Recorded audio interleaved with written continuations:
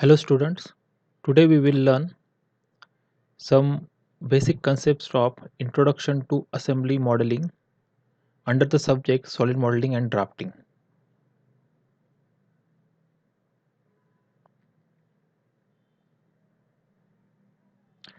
These are the contents of this lecture that consist of Introduction to Assembly Modeling, Assemblies, top-down and bottom-up approach, design for manufacturing, design for easy assembly and disassembly, and last is design for safety. So now first is Introduction to Assembly Modeling.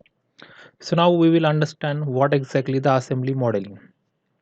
So assembly modeling is considered an extension of part modeling.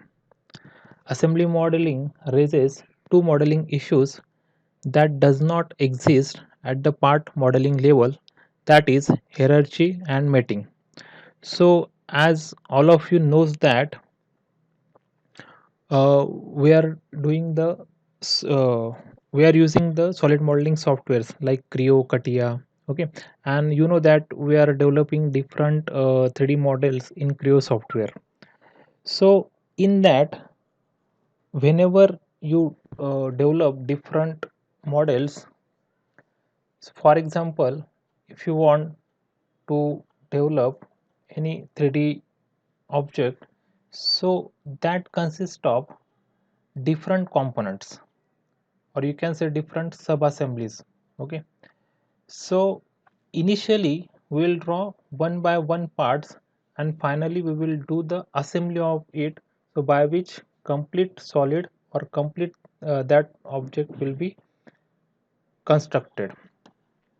So individual parts and sub assemblies must be assembled in the right hierarchy, or you can say sequence, so which is captured in an assembly tree for each assembly or product.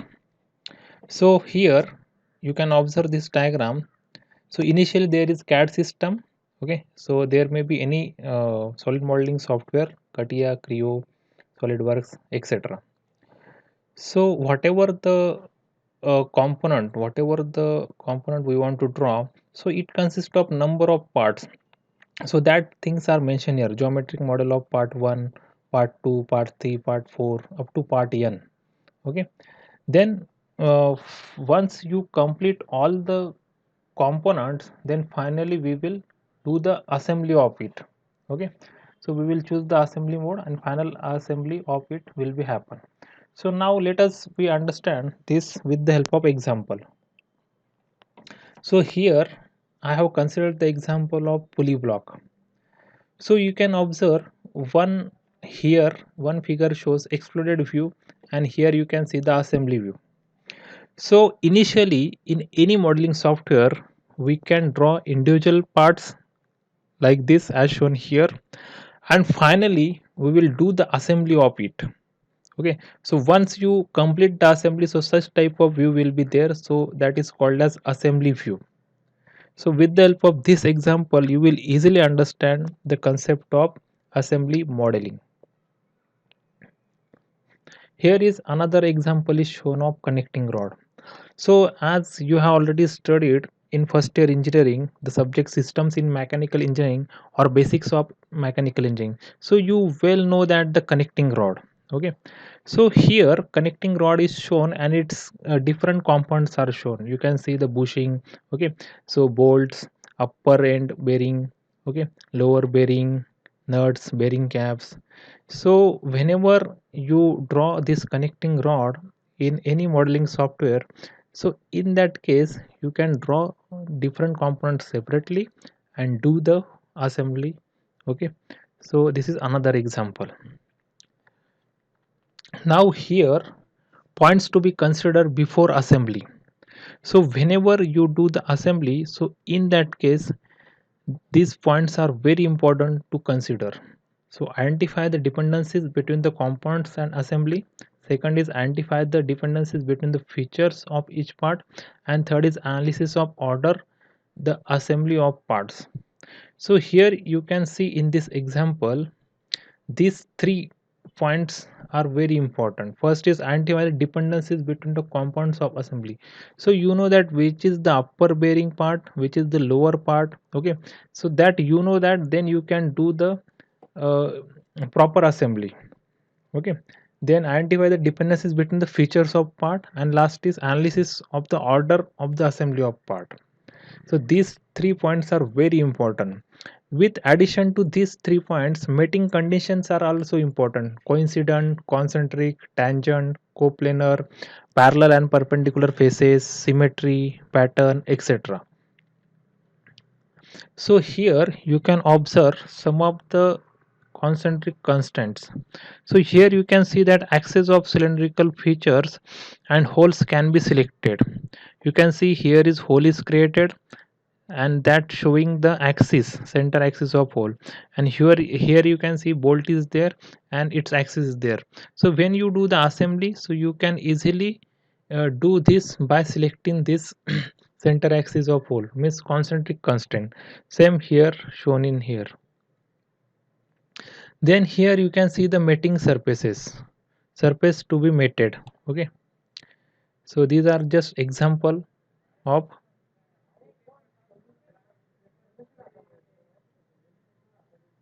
mating conditions. Next is assembly modeling, having two basic approach. So one is bottom up approach and second is top down approach. So we will see one by one.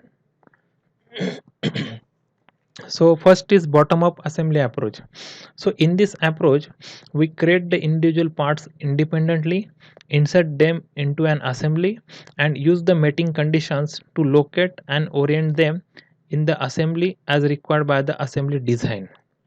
The assembly modeling process itself begins with creating a blank assembly model using the assembly mode of CAD system. So as you know that whenever we are using the modeling software, so in that we will select the required mode. Okay, so whenever we require the sketch, so we will select the sketch. Whenever we require the part, so in that case we will select the part. Okay, so like that. So we import the assembly parts into this model one at a time. The first part we insert is known as base part or the host, on top of which other parts are assembled. So we use the proper mating condition to place and orient each inserted part correctly in the assembly model. So it makes easier and simpler to maintain the relationships and regeneration than in top-down approach. So basically bottom-up assembly approach is mostly used. Now next is top-down assembly approach. So here components are created inside assembly design workbench. Therefore, there is no need to create separate parts files of the components. This design approach is completely different from the bottom up design approach. Here you have to start the product file first and then one by one create all the components. So note that even though the components are created inside the product file, they are saved as a individual part files and can be opened separately later. So adopting the top-down design approach gives the user the distinctive advantage of using geometry of one component to define the geometry of the other. Here the construction and assembly of components takes place simultaneously. As a result of this, the user can view the development of product in real time. So this design approach is highly preferred while working on a conceptual design or a tool design where the reference of previously created part is required to develop a new part. So this is about the top down assembly approach. So in some conditions or as per your requirement, you can also combine these two approaches: top down assembly approach and bottom up assembly approach. Now next topic is design for manufacturing. So design for manufacturing is the process of designing parts, components or products for ease of manufacturing with an end goal of making a better product at lower cost. So if you observe this design for manufacturing, so this is one of the aspects of concurrent engineering. So concurrent engineering is a design approach which integrates all the phases of product life cycle. So as you know that we already learned the product life cycle in unit number 1. So in concurrent engineering, a team with members representing all phases of product life cycle that attempts to consider all phases in parallel, and because of that optimization of all phases of product life cycle happen. The concurrent engineering team consists of representatives from design department, production department, assembly department, testing department, marketing department, service department, and recycling department. So that's why I have already told this is the one of the aspects of concurrent engineering. So because of this, it simplifies and optimize and refining the product design. So the acronym DFMA is sometimes used interchangeably with DFM. So design for manufacturing is integrating the design and manufacturing in product design stage. The major objective of DFM is to ensure that product and manufacturing processes are designed together. So five principles are examined during the DFM. So process, design, material, environment, compliance or testing. So it includes all the stakeholders: engineers, designers, contract manufacturer, mold builder and material supplier. So we will see these principles one by one: process, design, material, environment, compliance or testing. So process, the manufacturing process chosen must be correct one for the part or product. So whatever the manufacturing process you consider, so that must be correctly chosen. As you know that in first year engineering you have already learned systems in mechanical or basic mechanical engineering. So in that you have learned the different manufacturing processes, different manufacturing operations. Okay, so you have already learned that things. Okay, so you know that manufacturing processes. So whenever you want to develop any product, so in that case you choose the proper process by which the process will be correctly chosen. Okay, so next is design. The actual drawing of part or product has to conform to good manufacturing principles for the manufacturing process you have chosen. Then material, it includes mechanical, thermal and electrical properties. Environment, your part or product must be designed to withstand the environment it will be subjected to. So whenever you design a product, so that will have all that will be designed properly. Then compliance or testing, so all product must comply with safety and quality standards.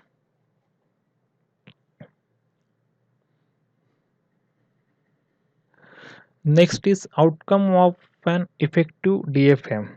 So we are learning design for manufacturing. So final outcome of this design for manufacturing will be described with the help of these 10 points. So first is minimize total number of parts in product. So product cost is related to the number of parts in the product. So reducing the number of parts in a product normally reduces the cost of products, and because of this it increases the reliability of product. So number of parts can be reduced by combining two or more parts into an integral design. So minimize the number of parts, so that saves not only the cost but also saves the time. Okay, next is minimize variety of parts. Minimizing the variety of parts reduces the manufacturing cost, improves the quality of parts and minimizes the inventory requirement. So this is also important factor. Next is use standardized parts wherever possible. So standard parts are always less expensive than the custom made parts. So therefore as far as possible standard parts should be used in the product. Next is use a modular design. So module is a self-contained component with a standard interface with other components in the product. So product consisting of 4 to 8 modules with 4 to 10 parts per module are preferred for automatic assembly. So always use it is better to consider the modular design. So because of this It results in easier service and repair because the defective module can be replaced by new one. So use of modular design is very important. Next is design multifunctional parts. So in order to minimize the number of parts, the parts should be designed to fulfill more than one function. For example, a part can be designed to serve as a structural member as well as a spring. Next is design parts for multi-use products. The parts should be designed such that they can be used in more than one product. For example, the same shaft and gear can be used in different products. The multiple use parts ultimately reduce the product cost. Next is select least costly material. So whenever you design any product, so in that case select the material having less cost. Then next is design for ease of fabrication or manufacture. This is also important parameter. Then next is design your product to join without using screws, fasteners or adhesives. So if possible, then go with this. Then another is design your part to minimize handling, especially during production and assembly. So now next is design for assembly. So this is another important aspects of concurrent engineering. So it integrates the design and assembly in the product design stage. So design for assembly is a process by which products are designed with ease of assembly in mind. So whenever you design any product, so in that case consider that it will be assembled easily. So that things keep in mind. So if a product contains fewer parts, so it will take less time to assemble, thereby reducing assembly cost. So this is also important thing. Design for assembly. Design for assembly seeks to simplify the product so that the cost of assembly is reduced with improved quality and reliability and a reduction in production equipment and part inventory. The next is in principle recognizes the need to analyze the design of both the part and whole product for any assembly problems early in the process to cut cost during the entire product cycle. So different methods of assembly are manual, automated, fixed or hard automation, and last is robotic assembly. So you can do the assembly by manual, automated or by robotic assembly. So next is design for disassembly. So it is the process of designing products so that they can be easily, cost effectively and rapidly taken apart at the end of product's life cycle so that components can be reused or recycled. Total disassembly. The entire product is disassembled into its constituent components. So this may not be economically feasible due to the imposition of external constraints such as time, economic factors, and presence of hazardous material. Selective disassembly. Selective disassembly is the reversible dismantling of complex product into less complex sub-assemblies or single parts. It involves the systematic removal of desirable constituent parts from an assembly while ensuring that there is no impairment of parts due to the process. Disassembly process planning involves product analysis, assembly analysis, usage mode, and effect analysis. So determination of dismantling strategy, etc. Design for disassembly guidelines. So here are the some guidelines are given so that are helpful for easy disassembly. So because of this it saves a lot of time and effort.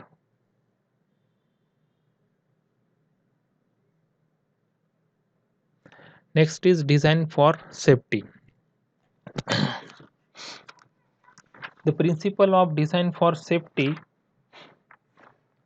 is to bring the consideration of actual potential hazards and risk to each project to the forefront of a designer's work. So safe design is the most effective risk control measure which is achieved by eliminating the hazards at the source. So safety is the most important aspect in the product design. The safety must be inbuilt in the product. For the safety of product, the design engineer should foresee the hazards, risks and dangers associated with all phases of product life cycle. So in design stage, it should be ensured that to eliminate or minimize hazards, risk or unacceptable combination of hazards and risk.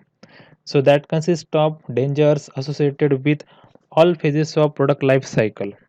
The use of standards and codes in design help in achieving the safety of product. The product must be safe to manufacture, to use, to maintain, to dispose of after use. The product must not cause injury or damage to life, to environment and to property. So if the product is unsafe or harmful to the user and has caused any harm to the user during the normal usage, he or she has to right to claim the compensation from the manufacturer. So therefore the design engineer has to take all the steps in the design process so as to ensure the safety of the user. So that are very important things from designing for safety. So here is the design for safety process is given,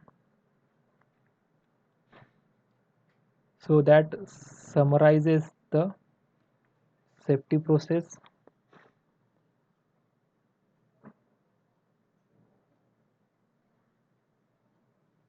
So these are the references.